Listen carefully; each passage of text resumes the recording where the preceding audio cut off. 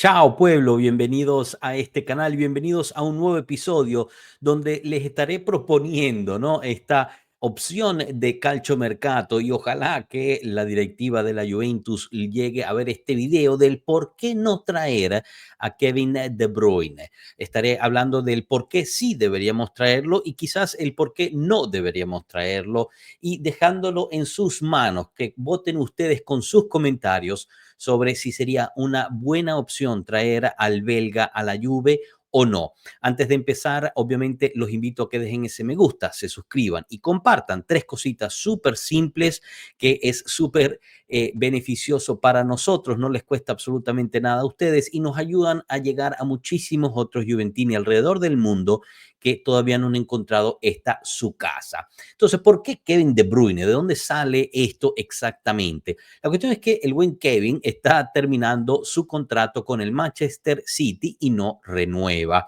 Así que queda como agente libre en este verano y ya se está empezando a ver algún interés de diferentes clubes de Europa, no solamente en Inglaterra, el cual el Liverpool ya le propuso algo, sino también de diferentes otros países y de el extranjero en el lado internacional, tanto en la MLS como en la Liga Saudita hay interés por él y pues es de entenderse, ¿no? Tiene una cierta edad el buen belga.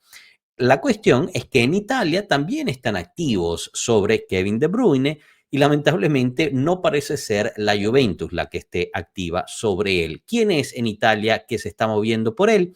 Resulta que es ser que nada más y nada menos que el Napoli con el buen Giovanni Manna, nuestro ex director deportivo que está allá con Antonio Conte y parece que están trabajando fuertemente para traer a el belga a Napoli.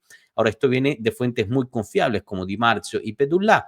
Al parecer, la esposa de De Bruyne había ya ido a Nápoli a observar diferentes lugares, a ver qué le parecía la ciudad, ver diferentes casas, ¿no? Donde vivir, etcétera, etcétera, lo cual es un punto importante. Es importante resaltar que el mediocampista de ataque del Manchester City se querría quedar en Europa por lo menos un poco más. Lo que parece que le estarían ofreciendo en el Napoli es un contrato de 2 años con opción de un tercer año. ¿Ok? Entonces, obviamente, pues uno piensa, bueno, ¿y por qué no en la Juventus? ¿No? En lo personal, creo que sería interesante por lo menos estudiar, ¿no? Cuáles son aquellas cosas que beneficiarían o ayudarían y harían el argumento del por qué sí traer a De Bruyne, pero también ser justos y analizar un poco del por qué no sería una buena opción traer a el belga. Primero que nada, obviamente del lado de sí, ¿no? Es un jugador de muchísimo peso, tiene muchísima experiencia internacional, no solamente en el lado de club, sino del lado internacional con su selección. Ha jugado obviamente Copas del Mundo, europeos, ha jugado la Champions League, ha jugado quizás en una de las ligas más competitivas del mundo, que es la Premier League. Así que te estás trayendo a un jugador que, digamos, te trae esa experiencia que en este momento en el plantel de la Juventus hace tanta falta. Y te puede traer también muchísimo, digamos, enseñanzas para los jóvenes, los muchísimos jóvenes que tienes internamente, del cual podrían aprender de él. Hablando de también su experiencia, no solamente eso, sino también tiene un cierto pedigrí, porque es capitán de Bélgica y capitán del Manchester City. Así que no estarías trayendo cualquier jugador, sino alguien que conoce bien los vestuarios, sabe manejar los vestuarios y entiende la importancia de la capitanía y eso yo creo que habla muchísimo de él. Es un tipo relativamente tranquilo, muy profesional, que siempre ha destacado. Ahora, en el 2024-2025 metió 6 goles e hizo 8 asistencias en 36 partidos en todas las competiciones, lo cual es un jugador que sigue siendo prolífico, aunque tenga, digamos, una edad bastante más avanzada en general, porque tendría 34 años cumplidos este junio. Como dije, preferiría quedarse en Europa, por ende, pues ya tienes un poquito ahí la plaza lista y lo traerías a Turín, que con todo respeto a los partenopeos y al Napoli, la verdad es que Turín es una ciudad mucho más tranquila, mucho más segura que el Napoli y creo que en términos de clima, ¿no? De aclimatación, en términos culturales, también quizás sea mucho más fácil para él y su familia acoplarse. Todos los jugadores que han estado en Turín, hablan lo bien que se vive en Turín y lo mucho que se respeta a los jugadores, aun cuando salen por la calle en público. Ahora, muchos dicen, bueno, es que es muy viejo, ¿no? Bueno, pero Pirlo, si ustedes recuerdan, Pirlo llegó a la Juve cuando tenía 32 años. Es cierto, tendría 2 años más que eso, pero miren lo bien que le hizo Pirlo a la Juventus, no necesariamente solamente en el campo con su juego espectacular, sino dentro del camerino también tuvo un impacto fuerte e importante en un camerino que estaba lleno de leyendas Juventus y con pesos pesados en términos de personalidades y liderazgo. Por ende, el liderazgo que traería De Bruyne con esta edad a este camerino, un camerino que está bastante perdido, hay que decirlo, por mucho que pueda tratar de hacer Gatti, Locatelli, Perín, Pinsoglio, no tienen la experiencia internacional, no tienen el pedigrí internacional, no tienen lo que han ganado De Bruyne en el lado internacional comparado, ¿no? Pasando también, que sería, pues, se convertiría de la noche a la mañana quizás el jugador más importante del plantel. No para decir que debería ser él el centro del proyecto de la Juventus, pero creo que es importante también para la imagen del club del lado nacional e internacional de recibir a alguien de su calibre, ¿no? No solamente del lado merchandising, que obviamente aquí pues le estoy dando un chocolatico al lado de negocios de la Juventus, porque obviamente esas camisetas se venderían como pan caliente, sino también del lado, digamos, de pedigrí internacional. De nuevo, sigo usando estas palabras, pero tener un Kevin De Bruyne, una persona seria, una persona de fútbol, de calidad, de visión futbolística en el campo, portando la camisa bianconera sería importante. Obviamente no estoy hablando de un impacto a la par de lo que fue Cristiano Ronaldo, pero sería un impacto importante de todas formas. Y por último, es un costo cero, se viene como agente libre y lo más probable es que se podría negociar un salario más bajo. Él entiende que está terminando su carrera futbolística, no va a pedir el salario que percibe ahorita, obviamente en Inglaterra, por lo menos uno así lo quisiera ver. Lamentablemente no hay ya decreto crescita, o por lo menos por el momento no hay decreto crescita para nuevas adquisiciones en Italia, por ende, pues eso tampoco te puede ayudar mucho. Ahora, los por qué no, porque hay que ser justo y ver el otro lado también. Y llegaría con 34 años, chicos, no son 32 de Pirlo. A esa edad, 2 años más es bastante.